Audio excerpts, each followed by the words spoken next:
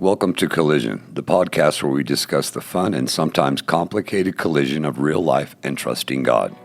If you're curious or confused about how to engage the world we live in, we hope our conversation here helps. Now, let's get into this episode of Collision.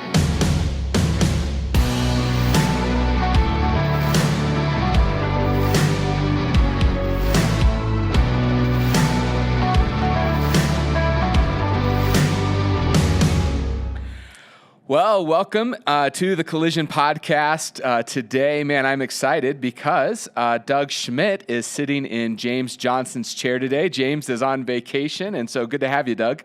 Thanks, Matt. Great to be here. Yeah, so our little podcast here, Collision, is about how faith and life sometimes collide in messy, messy ways, and we just like to kind of talk through that.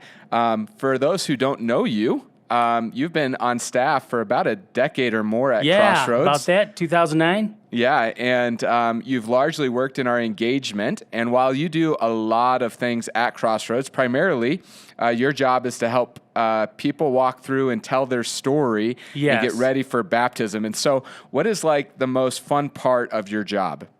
I think it's seeing people articulate what's going on in their minds. They have an idea, but when they need to write it down or speak to somebody, you can see that dots are connecting in their head where they didn't see it before. And you see kind of it in their countenance. It's like, wow, this really is a meaningful experience to me, and now I can speak it and share it with others. So that's the biggest joy of what I do. Oh man, that's so cool. Yeah. I think like with your job, you get like the front row seat to the way that God is working in people's lives. And that is so cool to me. Yeah, that is neat. So today, part of the reason that you're on this podcast is a couple of weeks ago in a sermon that I did on outrage, I mentioned Chris Rock's brand new comedy special on Netflix called Selective Outrage. And out of that, you went home and you watched it, and you sent me a whole bunch of feedback on what you thought about the comedy sketch. And man, it was so good. I was like, Doug, we got to do this on our podcast. All right. Yeah, it was a very powerful presentation for sure. Yeah, and so, just looking at it, Selective Outrage on Netflix sat in the number one spot for a couple of weeks. It was the most watched latest thing that they've had going on. The conversation in our society has been everywhere around what Chris Rock said, particularly because he takes aim at Will Smith and, the big slap of a year ago with the Oscars. And really, today, while we'll talk about selective outrage, really the bigger conversation is about anger. And when anger crosses that line from healthy to unhealthy or to even sinful. And as you think about that, what is that line for you? Like, when does anger move from healthy to unhealthy? I think it moves when I am pushed to take things into my own hands. It's kind of like the difference between justice and revenge. So anger as an emotion signals that there's been an injustice and that it should be addressed. And so how it's addressed makes all the difference. You can pursue justice in a legitimate way, which usually involves other people, or you can retaliate. Seek revenge, which usually is done in isolation. There's no accountability. And to get to that point in your mind, that's when you cross the line. That's when anger moves from healthy to unhealthy or even sinful. Yeah, one of the things that we like to talk about at Crossroads when it comes to anger is that anger is an emotion, right? And every emotion is a signal that something is awry, that something is going wrong, that something's not the way that it ought to be in your life. And so, as you said, when it comes to anger, it's the signal in us that an injustice has happened. Yeah. And that is a powerful, powerful emotion. And there's nothing wrong with anger. There's nothing wrong with that emotion. In fact, in Scripture, we're commanded to be angry, but do not sin. Right. And so, as you think of like some of the devastating consequences of anger, particularly when we express it impulsively, like, what is it that you think of, or is there any like stories that come to mind? There's a lot for me, but I'll let you go first. Yeah, I think when in staff we talk about our different weapon systems, and my weapon systems is words. And so my words, if I have an insight into somebody and they are putting me on the spot, or more seriously, not taking me seriously, or rolling their eyes, I'll start ramping that up. I'll start using my words to be able to do that. And you I are can good give- with words. That's right, and they can be very sharp if I needed to. And I remember a long time ago in a different church, I was in a small group with somebody who was just sort of taking over the conversation with her particular dramatic story, and I knew her well enough to just say exactly the right things that would put her in her place. And not only would that have shut her up for the entire hour, but she may not have even come back.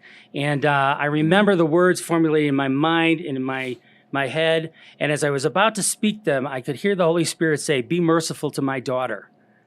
Oh. And I just said, "Oh," and I just didn't say them. And it was just like, that was a close call. And I keep thinking about the devastation those words would have caused her, because she was in a vulnerable space. And I felt like she was exploiting the people in the group, but really she was just doing what she needed to do to kind of resolve her distress. So that's one example where I came close, and I'm kind of glad I backed away from it, because it would have been catastrophic. Yeah. When, as a kid, I grew up and I was a redhead, right? There's still red in my beer today. And I fit the stereotype of, like, the temper and the anger that comes with redheads. And growing up, I played hockey, and hockey actually was like the, a healthy dysfunction. That's a total oxymoron, but you're allowed to be angry on the ice arena, right? And so a lot of my pent up anger resolved itself on the ice, to the point where when I was a freshman in high school, I led the league in goals scored, but I also led the league in penalty minutes. Oh, man.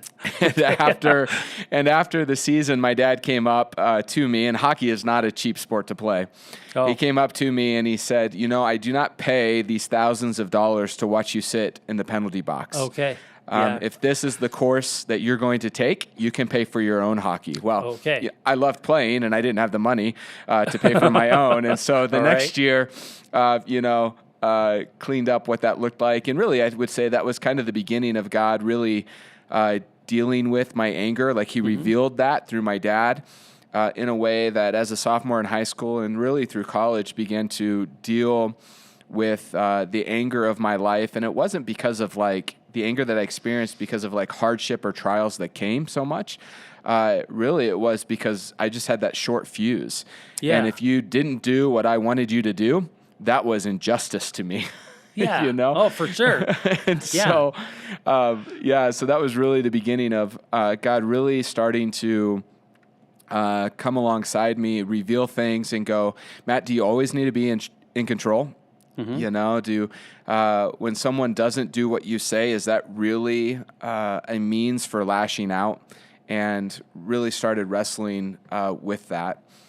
So as we think about anger, oftentimes we think that when we retaliate, that there will be, like, this relief that comes. Yes. And so switching from our own personal experiences to the Netflix special Selective Outrage with Chris Rock, it feels like, at least as you begin to watch it, or the way that it's advertised, is that's what's going on, right? Like, all this year, the big question has been, since Will Smith slapped Chris Rock in a very public way at the Oscars, will Chris retaliate? And for a year, he hasn't. Almost Silence. Nothing's been said about it. And so when Selective Outrage started to be promoted, it was like, here comes Rock's retaliation. Yeah. And with it, this expectation of relief, I should say. And so as you kind of watched that, what was your experience with Chris Rock and the way that the promotion kind of, with retaliation and expected relief, what did you see in that? Yeah, I was thinking, as I was watching him, I was thinking of that biblical adage out of James, where it says the anger of man does not produce the righteousness of God. We see it in the movies.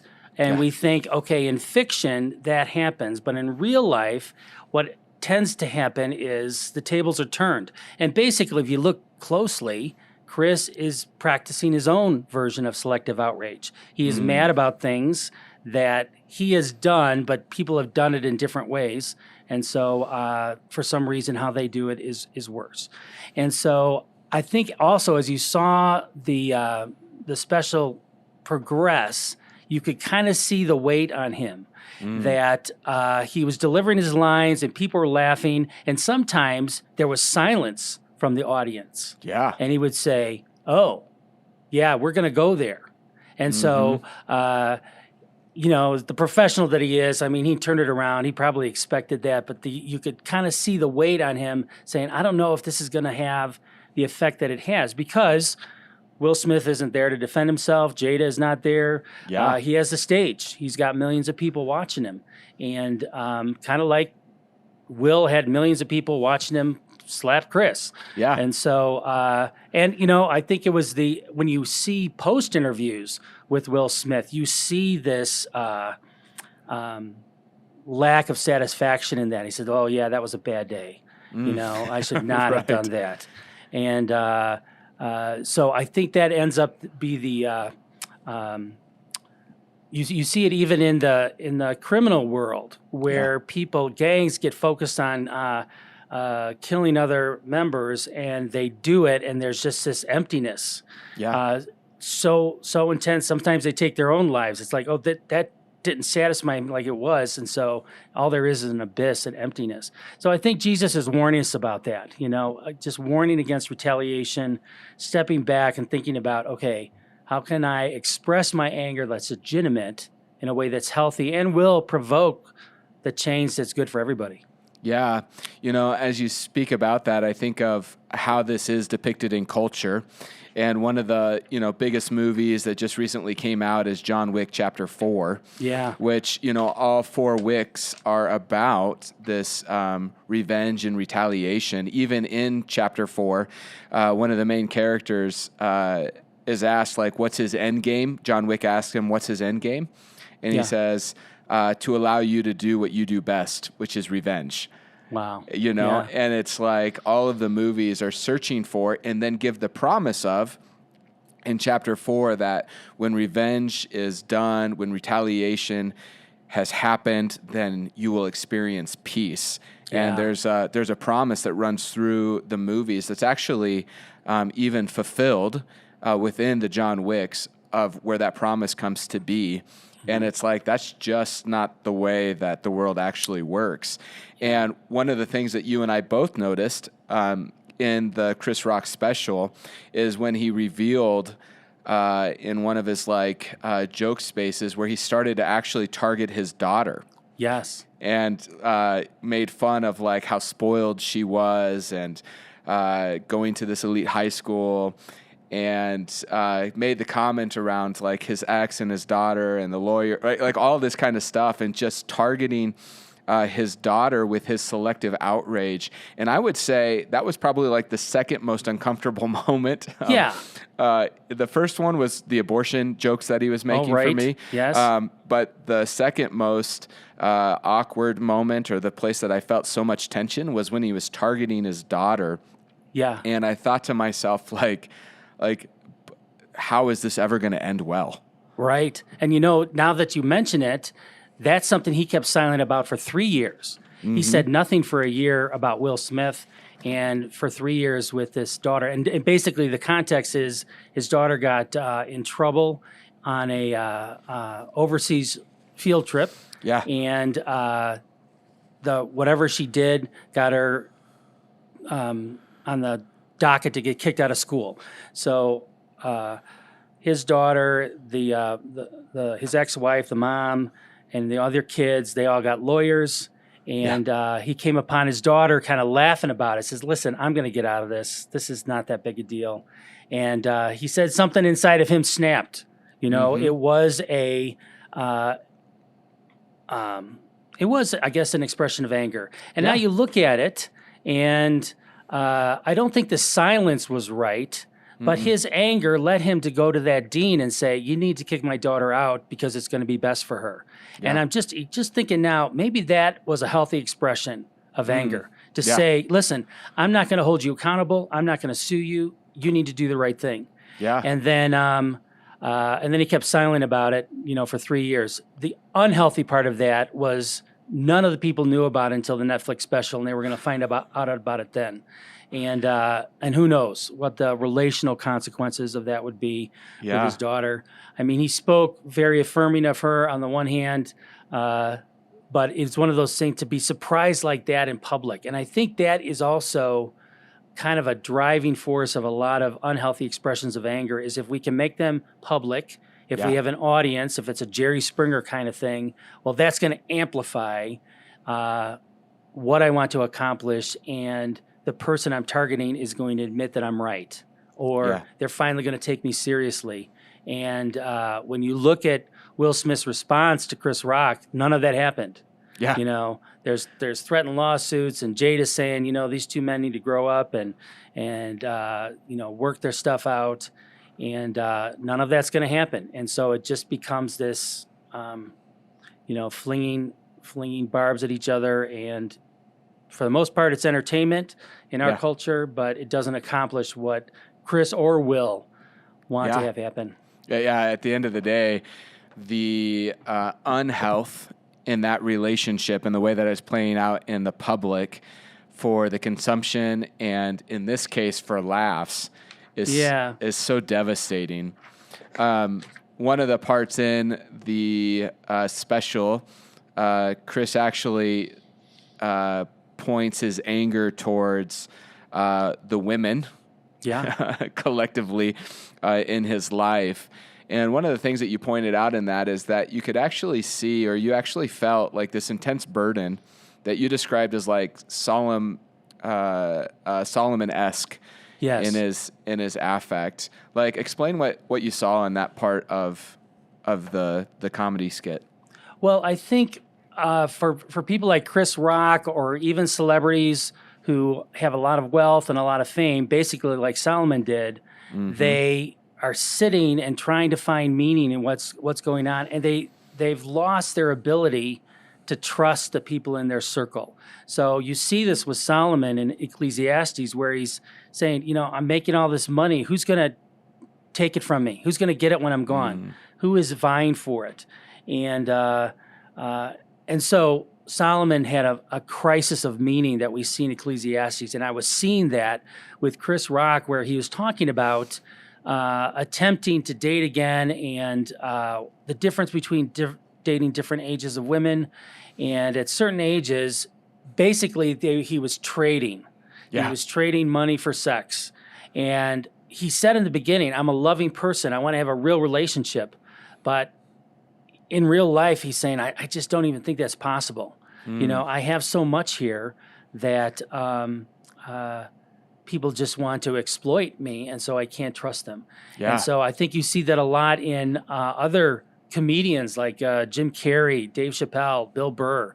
They all seem to have sort of that crisis of meaning where it's hard for them to trust people.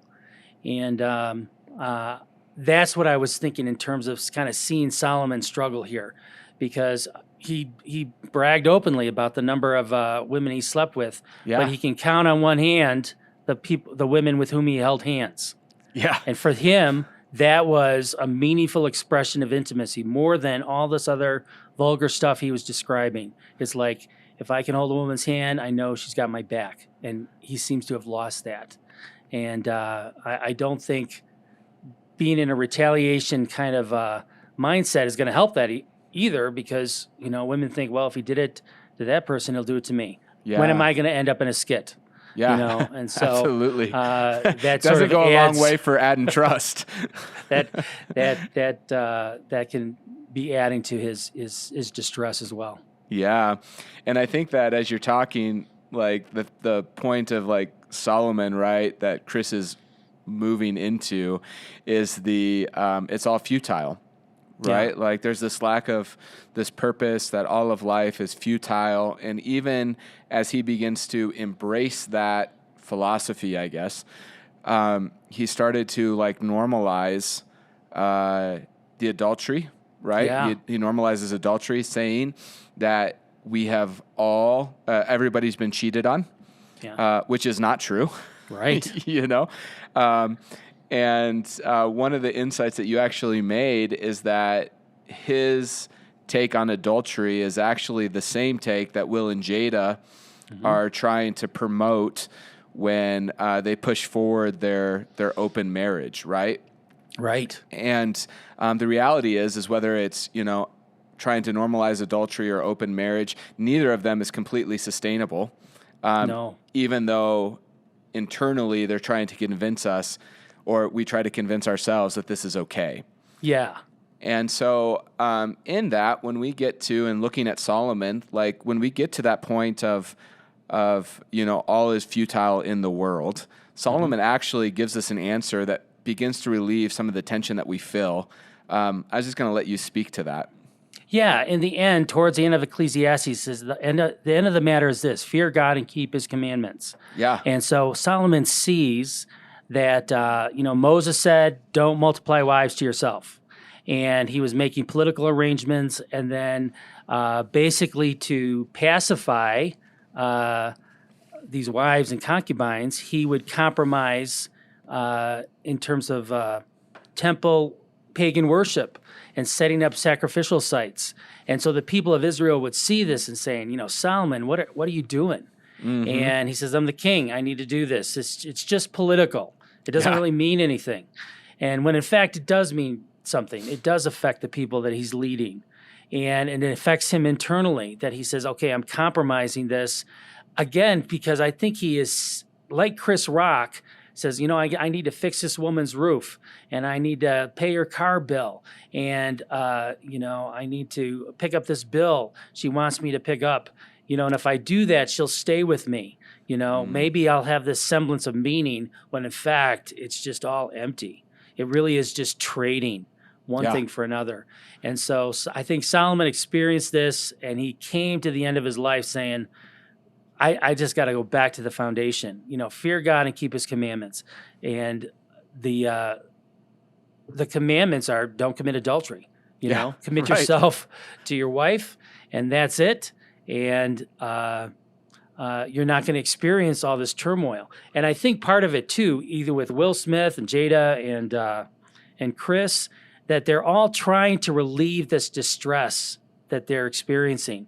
They've gone outside of the guidelines, God's guidelines for sex, and now they're trying to justify it and saying, okay, I'm going to call this okay. Everybody's doing it. You can't really expect faithfulness, but I'm going to be able to make this work anyway.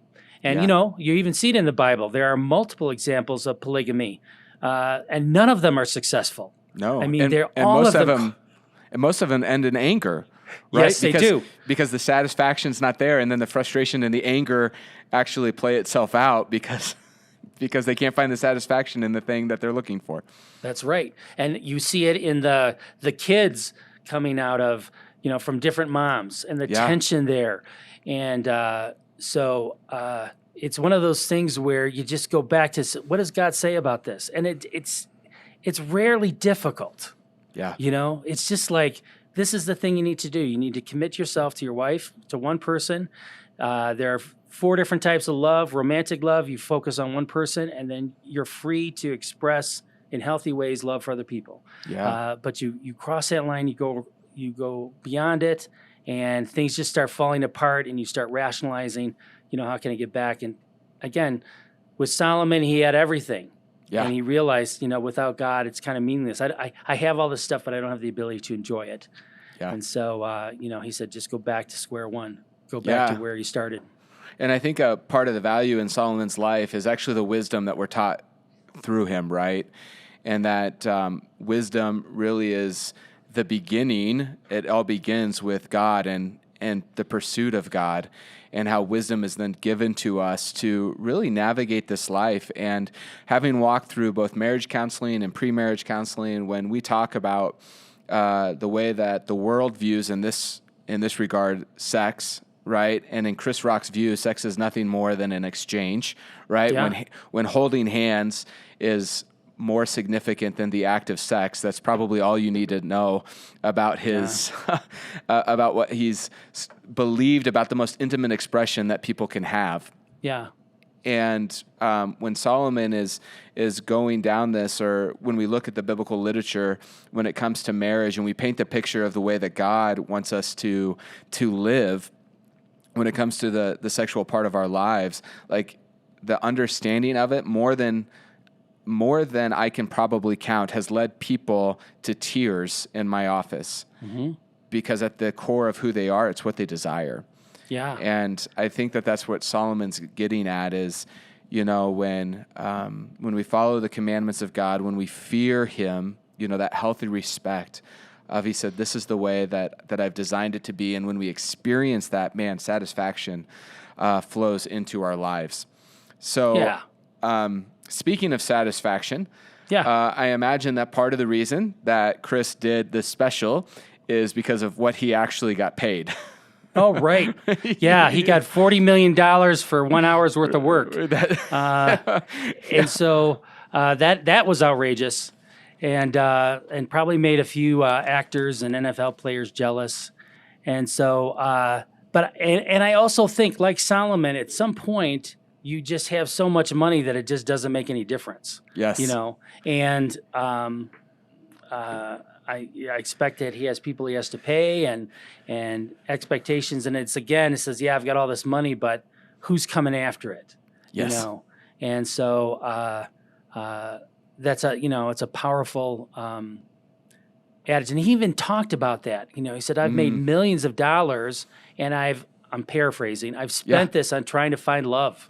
I spent every dime on it trying to find love and failing, And so $40 million is just not going to make that much difference to him, I don't think. I think he's going to go back to his dressing room and just say, oh, man, I thought this was going to, the mic drop at the end, that, this is going to be satisfying. And who knows? We'll just have to see if there's anything that comes out of that.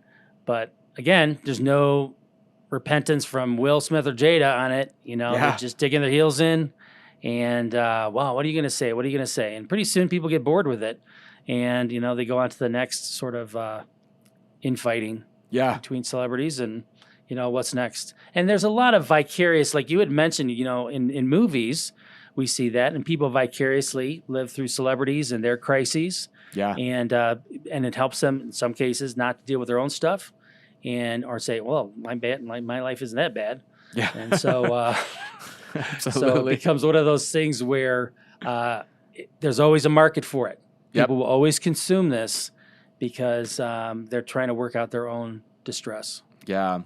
So today we've talked a lot about anger, and particularly through this selective outrage, the unhealthiness of when we allow anger to rule our lives. Even in a joking manner, we see the unhealthiness that Chris is pushing forth in all of this, with the undealt anger, with the expression of anger in it. And I think that, practically speaking, when I think of anger, really the solution to anger is forgiveness, right? It's this idea that you don't owe me anymore. That's what forgiveness is that, what you've done to me, the things that I've experienced because of you or because of the things in this world, that I'm freeing you from that. You don't owe me anymore, which, on the other hand of that, doesn't mean that there's not going to be consequences. Yeah. Right? It doesn't mean that all of a sudden the relationship's going to be great again, right? That Chris and Will are going to be in a movie together. It doesn't mean that, it doesn't mean that you have to trust them 100% again. But what it means is I'm going to forgive you in this. You don't owe me anymore, that I'm going to release you from this. And as hard as that is for us, when we do provide forgiveness, when we extend forgiveness, when we give forgiveness to someone, when we make that decision within our hearts, we do find that peace comes, right? Yeah. More so than the selective outrage of sharing all this dirt in front of people, the revenge, the retaliation. Mm-hmm. There is this sense of real peace when we find freedom because of the forgiveness that we show to someone.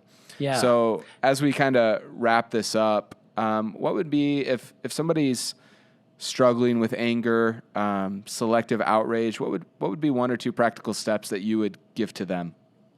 Well, I would say ask yourself the question, what is anger signaling? Because that's going to be the first step towards forgiveness. You need to know what it is you are forgiving. And to be brutally honest about it, I experienced this significant loss as an injustice because of this person's indifference or negligence or malice. And, if it's safe to do so and you do it with accountability, you can confront and say, are you going to own up to this? Yeah. What are we going to do with this? And then at that point, most of the time, there isn't satisfaction. There isn't justice that's accomplished. If it entails something that's criminal and you involve law enforcement, you do that. But you can pursue forgiveness and justice at the same time. They're not mutually exclusive. But there's a point where justice, what you can do, ends. Mm-hmm. And you look at the example of Jesus where he says he did not retaliate, but he entrusted him to God who judges justly. Yeah. And so when we get to the point where we are convinced that God is going to have the final word on all matters of injustice, that frees us to let it go. Absolutely. It frees us to not cross the line of revenge after we've pursued justice to that is accountable and legitimate. And then even having good expectations about justice, because even if it's accomplished flawlessly, it doesn't produce the satisfaction we're hoping, because we're focusing on a temporal infraction that has an eternal aspect to it, and only God can handle it. And that's why God says, vengeance is mine. He's the only one who can handle the emotional turmoil involved with that level of accountability. And so just having the expectation that this may be empty. I remember long ago when Timothy McVeigh was executed for the Oklahoma bombing, and they asked the family members, have you experienced any closure over this? And some of them said yes, but then they were also saying, well, what closure? He falls asleep and my loved one, my child, is still gone. Yeah. And so justice is accomplished perfectly in that case, but it's like, it just doesn't have the satisfaction that I thought it would. So you're tempted to seek revenge, and it's the same result either way. Yeah. And so we're commanded to pursue justice. We're prohibited against revenge. And so we just got to know where that line is. Yeah, absolutely. Well, those are really good words. And Doug, I want to thank you for joining me in this. It's been a lot of fun today, and just so grateful for your thoughts and the way that you view society and culture and the things that are going on. And again, so many people have watched this episode on Netflix. I just thought, man, this would be really valuable just to walk through this and to see it outside the lens of comedy and actually through the lens of the Scripture. Yes. And then apply that in our lives in ways that we can actually find health and goodness and the flourishing that God desires for each and every one of us in our lives. And so we just have a couple minutes left, or a minute left before we wrap this up. Any final words from you before we say goodbye? Well, I would say just go back to what Solomon says. I mean, he had everything. We don't have to go through all of that. I remember Jim Carrey saying, I wish everybody was rich and famous for a while so they could see the emptiness of it. Yeah. And so Solomon already has done that. So I think just go back to square one, hold God in awesome reverence, and just do what he says. And what he says is often so much easier than breaking it. It is just, what do I need to do in this situation that reflects the Spirit of Christ? And 9 times out of 10, we know what that is. Just do it. Yeah. And in a lot of ways, anger will take care of itself once you take that step. Yeah, that's good. Well, thanks, Doug, for being a part of this. And I want to invite everyone, if you want to hear more about anger and what anger does to your life and how we see it. Just a few weeks ago, I did a sermon in a series called He Gets Us on Outrage. You can check that out at crossroadsabc.com, as well as a lot of other resources along these lines. So, Doug, again, thanks for being here, and we'll see everyone next time. All right, thanks, Matt. See y'all later. Bye-bye. Thank you for listening to Collision. This podcast is a production of Crossroads Church in Thornton, Colorado. For more excellent content, please visit crossroadsabc.com.